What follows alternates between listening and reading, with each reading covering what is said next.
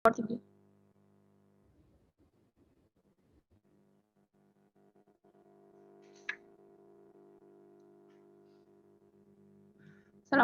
warahmatullahi wabarakatuh.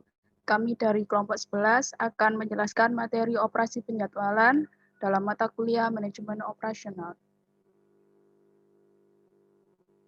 Berikut anggota kelompok kami.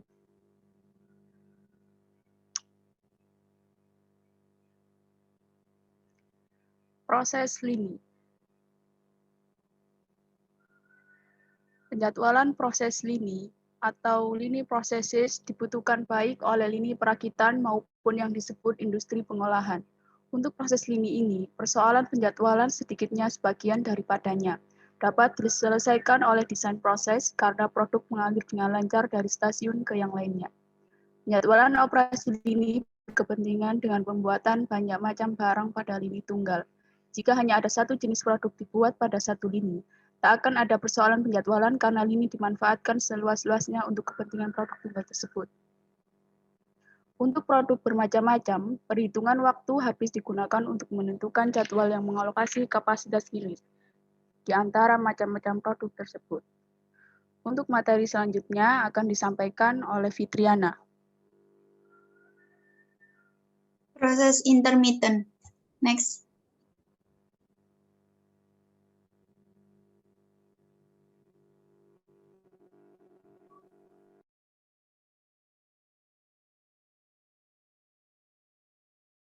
Masalah penjadwalan intermittent sedikit berbeda dari proses lini.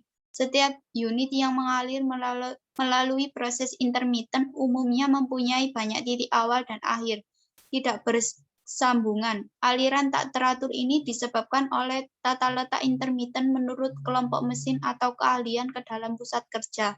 Satu karakteristik dari operasi intermittent adalah pekerjaan atau pelanggan menghabiskan lebih banyak waktunya untuk menunggu dalam antrian. Penjadwalan proses intermittent dalam pabrik adalah mirip dengan sistem perencanaan kebutuhan material MRP, Material Requirement Planning. Next. Pengendalian masukan keluaran. Next.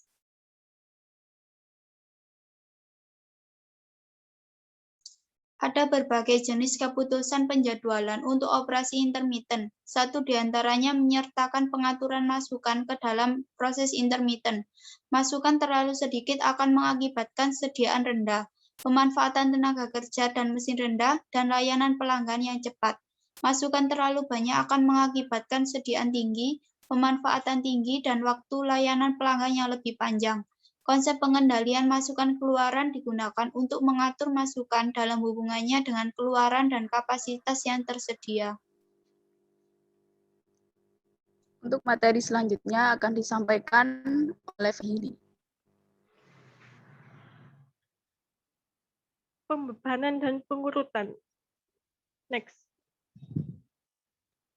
Keputusan penjadwalan kedua untuk operasi proses intermittent adalah pembebanan pusat kerja, baik pembebanan maju dan mundur digunakan untuk menentukan kapasitas yang dibutuhkan, tanggal jatuh tempo pengiriman, dan aliran kerja yang lancar.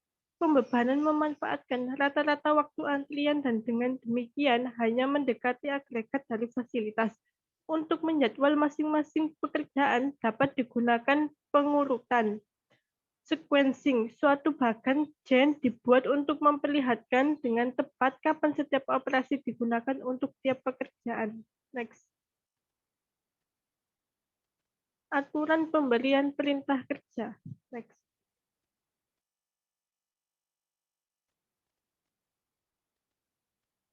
Untuk menjadwal masing-masing pekerjaan dapat digunakan aturan pemberian perintah dispatching rules. Apabila aturan pemberian yang digunakan pekerjaan-pekerjaan dipilih untuk operasi berikutnya berdasarkan aturan pemberian prioritas yang ditetapkan.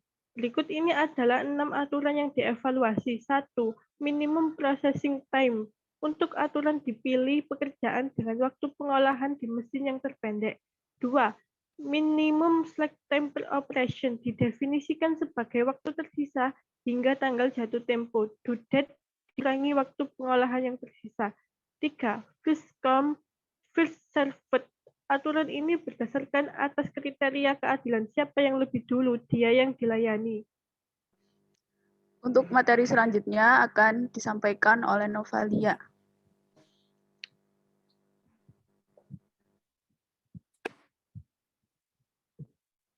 Empat, minimum planet start date.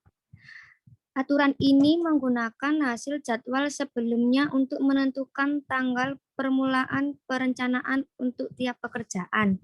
5. Minimum due date. Menurut aturan ini, pekerjaan dengan tanggal jatuh tempo paling awal diproses lebih dulu. 6. Random selection. Memilih pekerjaan berikutnya yang harus diproses secara acak. Aturan prioritas ini digunakan untuk mengendalikan aliran kerja secara dinamis sebagaimana ia berlangsung melewati fasilitas. Bila aturan pemberian perintah digunakan, bahkan gen atau urutan disusun kemudian. Next, sistem perencanaan dan pengendalian. Next.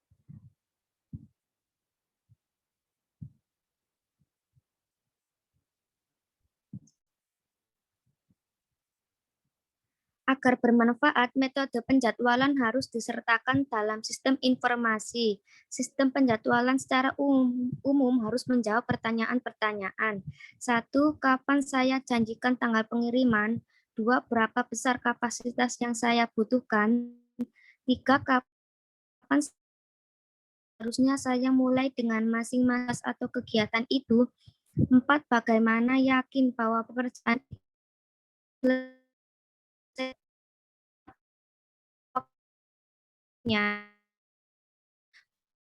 untuk ini jika mereka melakukan tersebut.